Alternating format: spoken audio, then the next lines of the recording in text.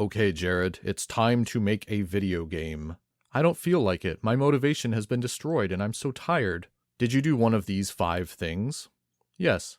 You aren't supposed to do those 5 things. Those are known motivation killers that will destroy your motivation. Didn't you listen to that podcast I sent you?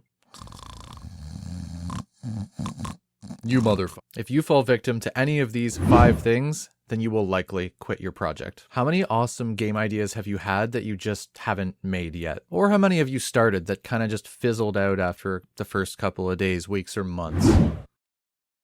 Trying to get things absolutely perfect on your first attempt is just going to affect your motivation in a really horrible way. The problem with perfectionism is you're not giving yourself enough breathing room to make mistakes. Failure is just a part of the process. And actually, if you're not failing at things on a consistent basis with game development, then you're probably not trying hard enough. Because every time you fail, you're going to expand and you're going to improve and grow as a developer. Failure is not something that you need to be afraid of. It's actually the key to success. Trying and failing over and over again is actually how you learn what doesn't work and how you eventually end up getting everything right. But when you're putting this really heavy expectation on yourself of this thing needs to be exactly the way that I want and it has to be absolutely perfect before I let myself move on to other things, then you're probably just going to end up hating the process and you're going to be less likely to come back tomorrow and try again. There's this saying,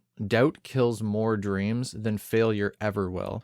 And that's true with perfectionism as well. Give yourself the room that you need to do art badly or to program something badly where you have this mess of spaghetti code behind the scenes, but at least on the surface, it works. And you should give yourself this room for a few key reasons. You'll see more progress than you otherwise would. And when you come back to that spaghetti code that you're inevitably going to have to modify at some point in the future, you're now going to have a full understanding of why it didn't work the way you did it before. And you're never going to forget that problem. You know what you don't remember in 2 or 3 or 5 years? The stuff you got right on the first try. What you remember are the mistakes you made. Kind of like when Jared decided to fall asleep at his desk. In my experience, this is just something that just about everyone in this industry is going to experience at some point, which is the feeling that you are an imposter. You're just pretending, and in reality, you actually have no idea what you're doing. And at any moment, a real game developer is going to come along and call you a fraud and judge you. Everyone has insecurities in their abilities and their talents, and I definitely do. Just be aware that you are going to experience this in this industry, and be aware that it's not actually the truth in your case. If you're making a game and you step up to your computer every day to do the work, you're not a fraud. You're learning. If you make a mistake, you'll find a solution. Remind yourself that you're smart, you're resourceful, and there's nothing for anyone to find out in the first place. You're doing your best work, just like all the other game developers out there. Just be honest about where you're at and don't pretend to be an expert when you are not one. People can see through that anyways, and it's only going to add to your own imposter syndrome. It's so easy to believe that everyone else knows more than you do. And this is especially true when you're a self-taught game developer, because a lot of your beginner exposure to this industry is probably going to be on places like YouTube, where you're seeing people with videos that they prepared in advance, but it really seems like they just have all the answers all of the time. And this can kind of stick with you a little bit. But the reality of the situation is that these guys, Blackthorn Prod, CodeMonkey, TerroDev, Jason Weinman, they all took a lot of time preparing the tutorials that they make and doing research and making sure that they knew exactly what they were doing before they hit that record button. Nobody knows all of the answers, and that's okay. In my opinion, a true expert is always learning and is always willing to learn from other people. If you're showing up and you're trying things, then you're doing awesome. Needing to do research or needing to look things up or needing to go on forums or Discord servers to ask for help, redoing bad code and designs and art, this is all a part of the process. It's how you learn. And all the people that you are learning from right now, they've probably already been through this process before, and maybe they're even still going through it now. They don't have anything that you don't have. And they very likely felt exactly the way that you're feeling right now many, many times. Right, Jared? Don't do it. Honestly, though, comparing yourself to other people, it is the worst thing that you can do. If you are a reasonable and intelligent person with a goal of making a video game, then what purpose does comparing your game to another game actually serve? Your mind is not going to be your friend in this scenario. It's gonna, by default, try to find all of the little things with their game that's better than yours, and it will make you feel like, can I say? I'm saying it anyways. It's human nature to compare yourself to other people, but it's only going to demotivate you. Hollow Knight is one of my biggest sources of inspiration. And I gotta tell you, playing that game, especially through the eyes of a developer, it's really painful sometimes for me. Because as I'm trying to play and enjoy this game, my brain is constantly telling me how I can never make a game as good as this one. And whether that's true or not doesn't really matter. What matters is that the reality is there are games out there that are going to be better than your game. There are game developers out there who have honed their craft more than you have. So what? Make your game anyways. Many people are still going to love it. Maybe. Probably. Or maybe it'll suck. Hey, babe. Yeah, just don't start Grey's Anatomy without me. I just need like 5 minutes to finish up what I'm doing. 3 hours later. Yo, Jared, give me a thumbs up if you think they should like the video right here. Is this a good spot? Right here at this point in the video?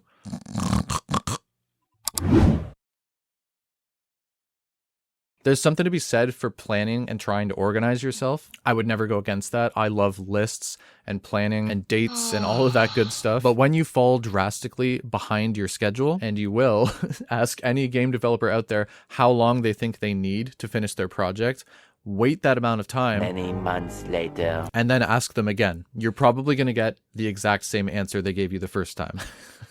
Seriously though, it is hard to know how long it's going to take to make a game. There is an infinite number of things that you cannot account for that's going to slow you down. I just recently finished making the map system for our game, Veil of Maya, and there was just one last little task on my to-do list for the system to be completely 100% finished. And this was the ability to add pins onto the map. I want players, if they stumble across a secret area that they can't reach yet, to be able to open up their map and place a pin at that spot on their map so that they know to go back to that area later. And I estimated that I needed approximately like an hour to accomplish this. I ran into some small problems, and long story short, it took me 3 full work days to get it working properly. You can't account for these kinds of things. So by all means, plan, make timelines, set goals, but just know that some things are not going to get done as quickly as you thought they would, and those things start to stack up after a while. Just don't let it discourage you. That is a part of the creative process, and it is normal. Even AAA companies constantly have to delay launching their game because they need more time. It's just a part of the game in this industry. Psych, that whole section was a joke. Everybody always finishes everything on time. Psych again. I can't believe you fell for it. It was actually the last psych that was the joke. People don't really finish all of their stuff on time. Jared, go do work on your game. I don't really feel like it. Well, I guess if you don't feel like it, you can just go home for the day. Everyone needs breaks and time off and all that. But here's the thing. There's needing a break so that you can recuperate and come back at your best. And then there's just giving into the resistance when you don't feel like working on your game. Every artist ever will experience resistance when it comes to working on their creative project. It's human nature to resist things that have the potential to scare us or make us feel like we're not good enough. Don't give in to that mood. Don't give in to the resistance. Every time that you tell yourself that you're going to do something and you don't do it, you lose a little bit of trust in yourself. And if you can't trust yourself in the long run to follow through, you're really not setting yourself up for success. So respect yourself enough to sit down and do the work if that's what you told yourself you were going to do. Call it discipline. Call it follow through. Just do the things you said you were going to do. There's always going to be excuses. There's always going to be hardships. There's always going to be days where you're just not feeling motivated and you don't feel like doing the work. But here's the biggest problem with giving into that mood. I've seen it dozens of times with various YouTubers, and I have done it myself dozens of times as well. So I know from experience when I say the longer that you step away from your project, the easier it is to just walk away from it. The grass always seems greener on the other side.